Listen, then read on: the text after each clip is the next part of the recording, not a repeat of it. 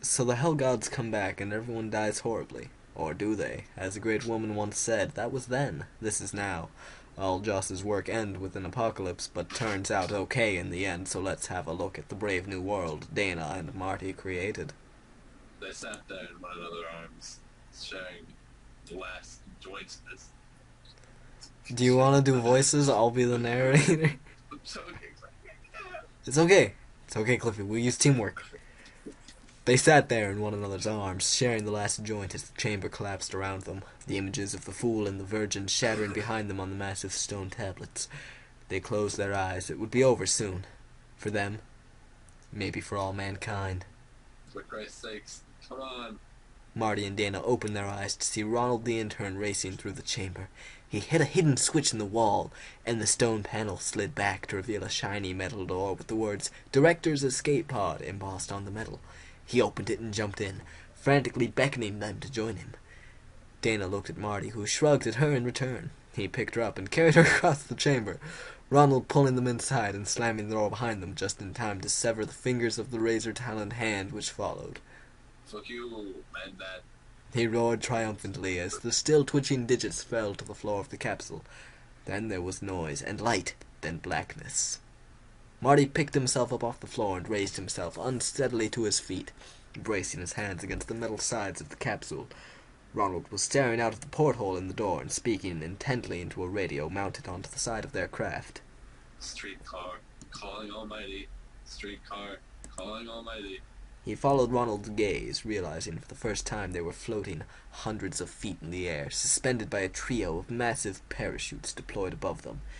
He was just in time to see an enormous demonic hand emerge from the ground beneath the cabin and smash to smithereens.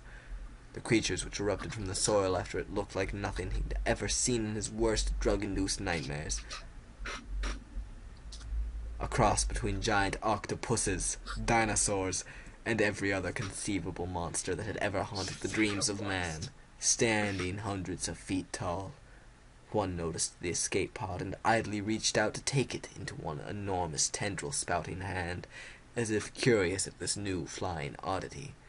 In spite of himself, Marty quailed backwards, glad that Dana was still lying unconscious on the floor.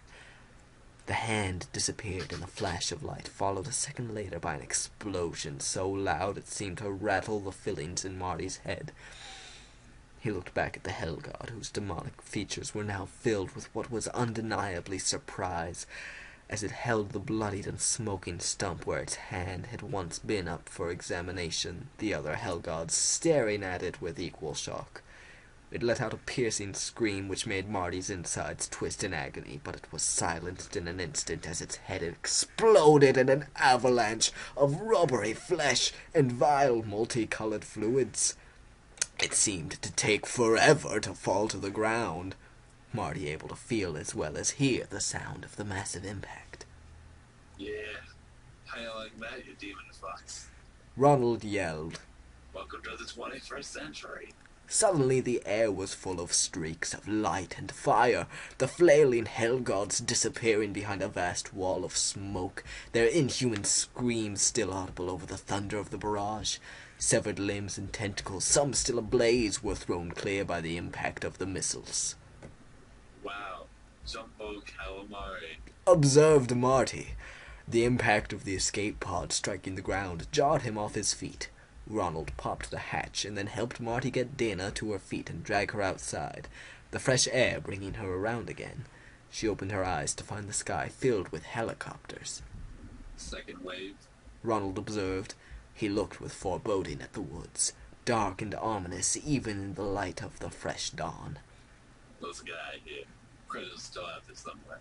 He began to walk in the direction which the helicopters had come from. Eventually Dana and Marty followed him. 1 year later, he kicked back in his chair, taking a long draw from his reefer. No one could ever convince him that it was anywhere near as good now that they'd legalized it. That said, he was quite partial to some of the Starbucks-flavored brands.